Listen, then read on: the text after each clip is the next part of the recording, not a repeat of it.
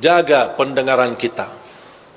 Banyak isu fitnah macam-macam yang kita dengar dari lingkungan, gosip, fitnah. Ada orang membawa berita yang membuat kita sakit hati. Dah usah dengar. Dah usah dengar. Orang mukmin bersikap, kalau berita yang mau didengar itu baik, lanjut. Kalau tidak baik, mohon bilang sama yang membawa berita, diam. Diam loh, saya dah mau dengar. Saya dah mau tahu. Biarpun ada orang membawa fitnah, saya sering didatangin. Ada si kiai ini, si ustaz ini, dia suka mau sebutkan nama antum, menjelekkan antum. Saya bilang diam, saya dah mau tahu. Dan ana ingin kasih tahu supaya kamu berhati-hati. Saya tak perlu berhati-hati sama manusia. Saya berhati-hati sama Allah supaya jangan kena siksa Allah Subhanahu wa taala. Istiqamah beribadah. Saya tidak peduli apa yang diucapkan oleh manusia. Tak usah pedulikan, tak usah dengar.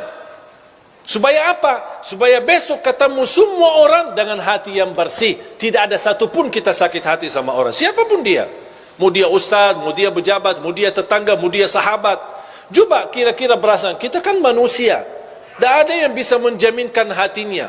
Kalau anda besok mendengar fitnah dibawa oleh temanmu sendiri atau tetanggamu, kira-kira besok anda mau salaman sama dia? Biarpun anda berkenan salaman, kira-kira hatinya bersih atau sakit hati? Rasul sallallahu alaihi wasallam sendiri pernah berkata, melarang sahabatnya, jangan ada di antara kalian yang membawa keburukan cerita terhadap sahabatku yang lain, karena saya ingin bertemu dengan sahabatku dengan hati yang bersih. Kalau si fulan membawa berita, besok kita sakit hati, ketemu, ini yang kemarin yang suka enak-enak aja nih, baru kenal aja udah langsung berani fitnahin aku. Ini kan bisikan kalbu. Dan itulah salah satu sebab yang terkunci hati kita. Makanya fantas kehilangan khusyuk. Karena ini perasaan, makanya tidak usah berduli. Dan saya belajar, orang yang ikhlas, dipuji, dihina, sama saja. Saya ulang lagi, mudah-mudahan bisa difikirkan. Orang yang ikhlas, dipuji, diangkat, diagungkan, dimuliakan, dihina, dicaci maki, sama saja. Dia tidak berduli. Dia tidak berduli nilai manusia. Dia tidak berduli apa kata manusia. Manusia senang, dia tidak berduli. Manusia tidak senang, apalagi dia tidak berduli. Yang dia berdulikan, Allah senang, Allah suka, Allah ridha, Allah mau, sudah selesai. Kalau kita bisa hidup insya Allah dengan seperti ini, insya Allah kita punya hati nurani, akan baik sama semua orang dan selalu berbaik sangka. Jangan kita selalu bertafsir sendiri. Dua orang duduk di sana, mereka bisik apaan ya? Jangan-jangan aku yang pusing kita. Coba kalau kita berduli apa kata orang, wallahi kita yang pusing, bukan mereka. Coba kalau kita lupakan, kita abaikan. Dan saya nasihatkan, sampai ada seorang ibu berkata, alhamdulillah Ustaz, saya tidak pernah gosip orang, tidak pernah suka nomor orang, tapi mohon maaf saya suka dengar. Ya sama aja dosanya.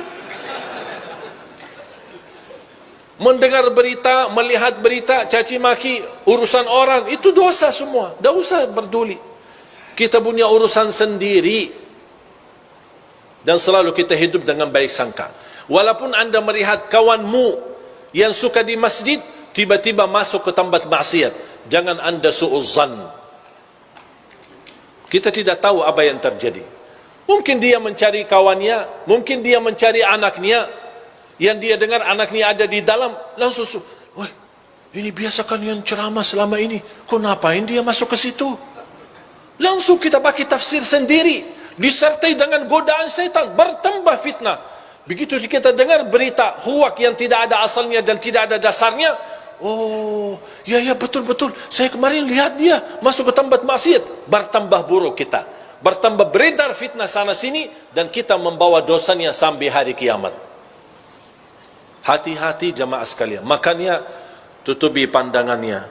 Hanya yang kita lihat tempat kebaikan, tempat masjid, majlis ta'lim, lihat Al-Quran, supaya Allah Subhanahu Wa Taala selalu membersihkan pandangan kita dari segala hal-hal yang tidak kesengajaan kita lihatnya. Insya-Allah terhapus dosanya gara-gara kita sering melihat. Makanya salah satu ulama berkata, kalau saya merasa hati mulai keras dan tertutup, saya berbanyak melihat Al-Quran.